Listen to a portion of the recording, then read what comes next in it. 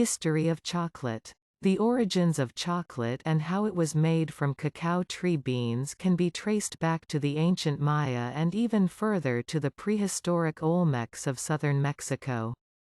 The name, chocolate, might evoke visions of delectable candy bars and decadent truffles, yet modern confections show little similarity to the chocolate of the past. In the majority of its history, chocolate wasn't a sweet, rich delight. Rather, it was a bitter beverage. But after gaining a following in colonial America's streets and the courts of Europe, chocolate quickly developed into the widely adored product it is today. Who made chocolate, exactly? The fruit of cacao trees, which are indigenous to Central and South America, is used to make chocolate. Each of the fruits, which are referred to as pods, contains about 40 cacao beans. To make cocoa beans, the beans are dried and then roasted. Who invented cacao and when exactly did it appear are unknown. Theobromine, the stimulant substance included in chocolate and tea, has been identified in ancient Olmec pots and vessels from circa 1500 BC, according to Hayes Lavis, curator of cultural arts for the Smithsonian's National Museum of the American Indian. It's believed that the Olmecs utilized cacao to make a drink for ceremonies. Thoughts on whether they used cacao beans or only the pulp of the cacao pod in their mixtures vary because they did not have a written history. Guatemalan chocolate. Undoubtedly, the Olmecs shared their knowledge of cacao with the Central American Maya, who not only loved chocolate but also worshipped it. The Mayan written history recalls the consumption of chocolate beverages during festivals, as well as to seal major deals and rites. Although its significance in Mayan civilization, chocolate wasn't just for the powerful and wealthy, it was widely accessible to practically everyone. Every meal was accompanied by chocolate in many Mayan homes.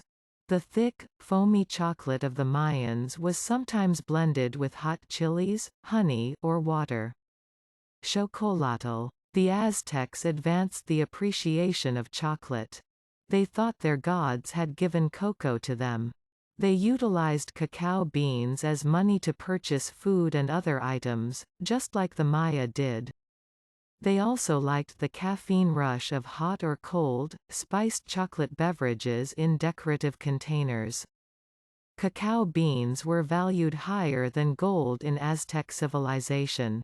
Although the lower classes occasionally ate it at weddings or other festivals, Aztec chocolate, or chocolatl, was primarily an indulgence of the upper classes. The Aztec Emperor Montezuma II, who supposedly consumed gallons of chocolatl every day for energy and as an aphrodisiac, is perhaps the most known Aztec chocolate fan of all. He reportedly saved some of his cocoa beans for his army. Hot chocolate in Spanish. Although it is generally acknowledged that chocolate originated in Spain, there are different claims regarding when it originally entered Europe. According to one legend, in 1502, Christopher Columbus discovered cocoa beans while boarding a commerce ship bound for America. He then transported the beans back to Spain. According to another legend, the Aztecs of Montezuma's palace gave chocolate to the Spanish conquest Hernán Cortés. He reportedly kept his knowledge of chocolate a closely kept secret after arriving in Spain with cacao beans in tow. A further tale suggests that friars brought cocoa beans as a gift when they presented Guatemalan Mayans to Philip II of Spain in 1544. Regardless of how it arrived in Spain, by the late 1500s the Spanish court was a huge fan, and in 1585 Spain started importing chocolate. In visiting regions of Central America, other European nations like Italy and France learned about cacao and carried chocolate back to their home nations. The obsession with chocolate quickly swept across Europe.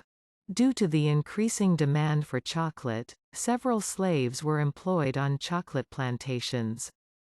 The ancient Aztec chocolate drink formula, however, did not please the palates of Europeans. Using cane sugar, cinnamon, and other common spices and flavorings, they created their own unique hot chocolate recipes. Within a short period of time, upscale chocolate shops catering to the wealthy appeared in London, Amsterdam, and other European towns. The American colonies had chocolate. The first American chocolate shop is said to have established in Boston in 1682. Chocolate came in Florida on a Spanish ship in 1641. By the year 1773, cocoa beans were a common import into the American colonies, and everyone adored chocolate.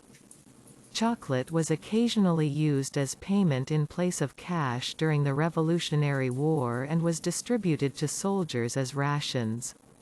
Soldiers in World War II were also given chocolate as rations. Chocolate powder. When chocolate first appeared in Europe, it was a treat reserved for the wealthy. Coenraad van Houten, a Dutch chemist, however, found a way to process cacao beans with alkaline salts in order to create a powdered chocolate that was simpler to combine with water in 1828. The method came to be known as Dutch processing, and the chocolate that was created was known as Dutch cocoa, or cacao powder. The cocoa press is another invention credited to Van Houten, however some sources claim it was actually his father. In order to quickly and cheaply generate cocoa powder, which was then utilized to make a wide range of delectable chocolate goods, cocoa butter was separated from roasted cocoa beans using a cocoa press. The chocolate press and Dutch processing both contributed to making chocolate more widely accessible. Moreover, it made it possible for chocolate to be mass-produced. Nestlé bars of chocolate. For the majority of the 19th century, milk was frequently used for water when making chocolate beverages.